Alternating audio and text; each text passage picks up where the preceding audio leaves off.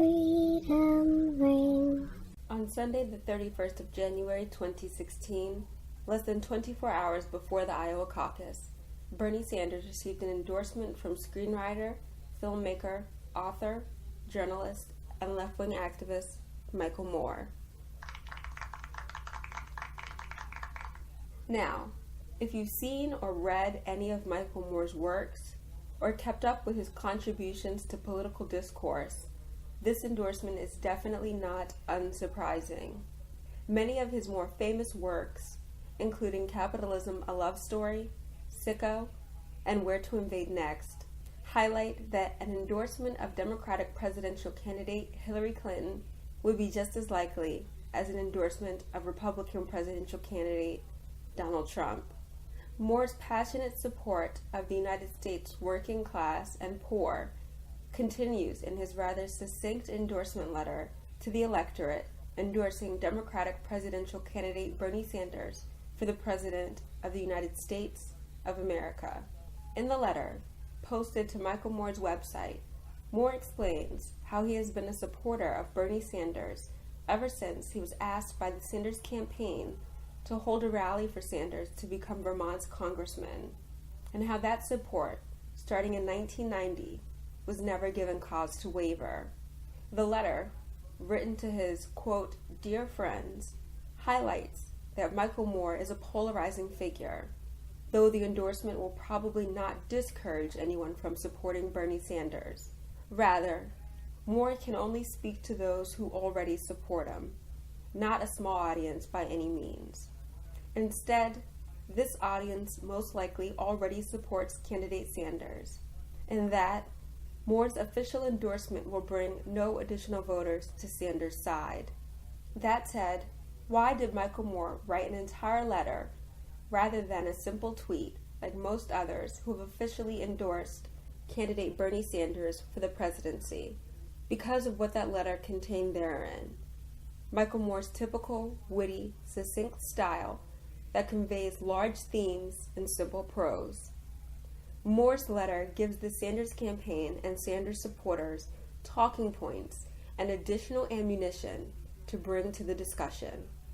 The first overarching theme that Moore covers is the United States' ability to continue towards progressiveness, even when others, in particular political pundits, scream over and over that what progressives are trying to do simply cannot be done.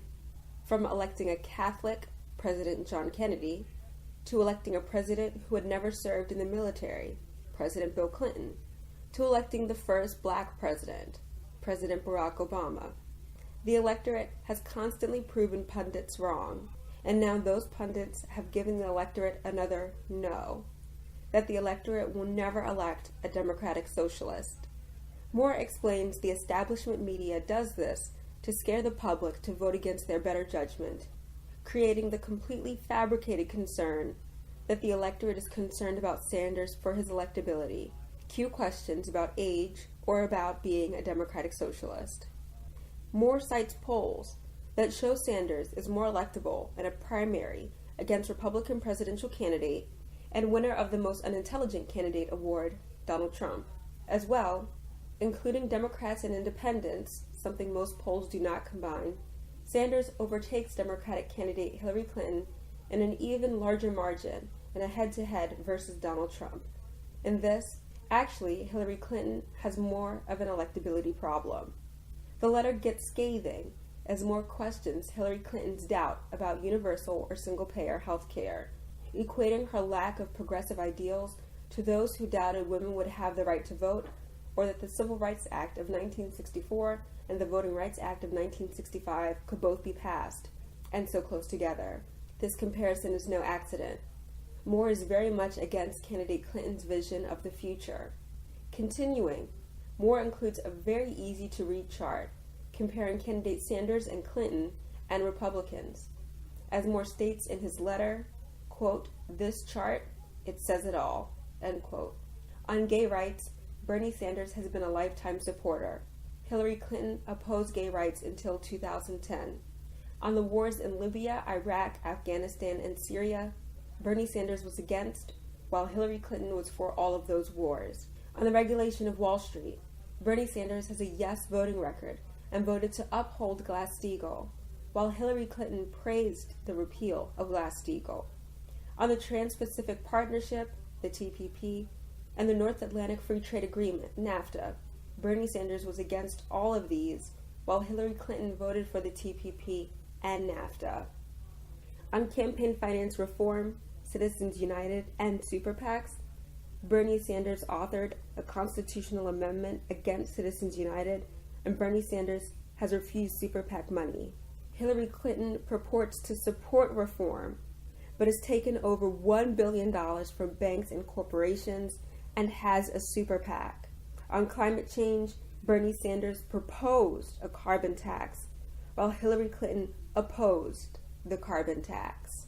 On the Keystone XL pipeline, Bernie Sanders constantly opposed, while Hillary Clinton originally supported and is now not staunchly against and mostly cannot be reached for comment. Even more, the chart shows that Hillary Clinton is more closely ideologically aligned with Republicans rather than Bernie Sanders, especially on the issue of gay rights, the wars in Libya, Iraq, Afghanistan, and Syria, the regulation of Wall Street, the TPP and NAFTA, campaign finance reform, climate change, and the Keystone XL pipeline. In the closing of the letter, Moore stated, quote, "I wouldn't ask this of you if I didn't think we really, truly needed him. And we do, more than we probably know," end quote. Now this is a bit of a low blow. The scare tactic that Moore referenced earlier that conservatives do. But this is consistent with his style, urging the electorate to vote for the candidate that will best serve the United States of America and will best lead the United States of America on such nation-splitting issues. All this said, while Michael Moore's endorsement of Democratic presidential candidate Bernie Sanders is certainly not unexpected, the choice timing, one day before the Iowa caucus, certainly didn't hurt. Even so, large doubt looms that Moore carried over a sector of the electorate that were interested in voting for candidates O'Malley or Clinton instead. In the end, his message may have at best reinvigorated campaign-weary Iowans who needed only to remember the travesties occurring in the Union as documented in, for example, Michael Moore's works, Fahrenheit 9/11, Capitalism, A Love Story, and Sicko. And so with this said, Bernie Sanders, congratulations on your endorsement to the presidency of the United States from Michael Moore. That's it for this Literate Patriot Quick Take. If you enjoyed the Literate Patriot Quick Take, please subscribe.